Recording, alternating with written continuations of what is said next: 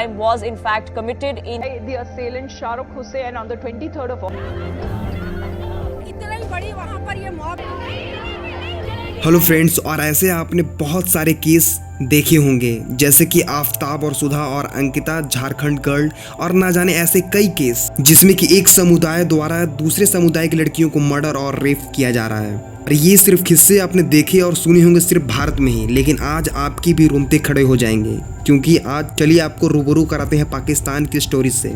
पाकिस्तान में हिंदूज के साथ इतनी बुरा व्यवहार किया जा रहा है कि एक रिपोर्ट के अनुसार 2020 से लेकर 2023 तक हुए हिंदू लड़कियों के साथ रेप और रिलीजन कन्वर्जन के मामले दर्ज किए गए हैं, जिसकी आंकड़ा 22,000 के पार जाती है। लेकिन बात उठती है कि जो देश अपनी नागरिकों की सुरक्षा नहीं कर सकता वो देश फिर क्या काम है। वहाँ की पूरी कानून व्यवस्था ही एक समुदाय पर चलती है और वैसे ही वर्ल्ड लीगल लिस्ट में उनकी पॉलिटिक्स वर्ल्ड 71 रैंक पर आती इसी करप्ट वजह से, जिसमें से ऐसे कई मामले सामने आ चुके हैं जिसमें से एक 40 साल की बुजुर्ग महिला के साथ भी रेप हुआ। मतलब ये लिटरली कितनी शर्म की बात है कि 40 साल की बुजुर्ग महिला के साथ भी यही किया गया, जिनका नाम दया भील, वो भील ट्राइबल्स कम्युनिटी से बिलोंग करते थे। पहले तो उनका रेप किया गया और फिर उसके बाद रेपिस्ट द्वारा उनके सर को कुचल दिया गया बहुत बेरहमी से, और उनके स्किन पर लगातार ब्लेड से स्निचिंग की गई है, जिसके बाद चेहरा पहचान में भी नहीं आ रहा है। और यही नहीं, इसके बाद उनके ब्रेस्ट को भी काटकर फेंक दिया गया और उन्हें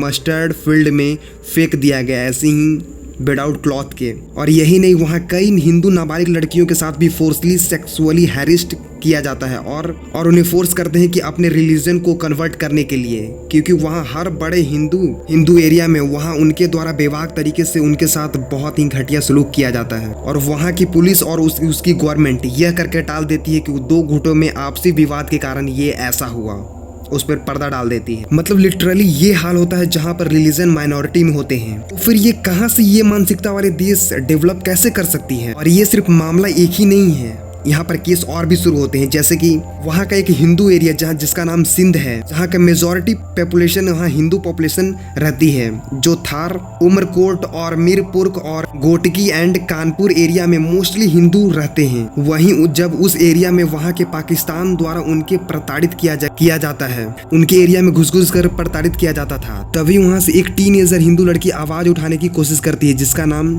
करिश्मा कुमारी था। वही लड़की ने वहाँ के कोर्ट के नजदीकी कोर्ट के पास जाने की हिम्मत भी जुटाई थी और उसका साथ देने के लिए 26 लड़कियां और कोर्ट उसके सामने समर्थन देने के लिए आई और कोर्ट में याचिका लगाने गई। तब उन्हें आने के वक्त उनके लौटते के वक्त रास्ते में ही उन्हें रोक लिया जाता है। करीब 120 की संख्या में उन्हें प्रताड़ित किया जाता है और धमकाया जाता है कि उन्हें अपना धर्म बदलने की लिए, लेकिन उसके बावजूद भी लड़कियां नहीं मानती है, मना कर देती। उसके बाद उन्हें उनके द्वारा जला दिया जाता है और वहाँ के पॉलिटिशियन के पावर के वजह से सारी बातों को दबा दिया गया। ऐसा हो भी क्यों नहीं, जिस देश की मानसिकता बच्चे से लेकर 80 साल के बुजुर्ग तक यही है कि काफिरों को मारो और अदर रिलीजन को सर्वाइव नहीं करने दो। आखिर वो देश ऐसा सपना कैसे देख सकते, नेक्स्ट सुपर पावर बनने की सपना कैसे देख सकते। और यही वजह है कि आज वहाँ का स्थिति यहाँ गंभीर हो चुकी है कि खाने के भी लालच पड़ गए हैं। तो आपको क्या लगता है, हमें कमेंट करके जरूर बताएं। आप अपनी बातों को हमारे साथ शेयर करें।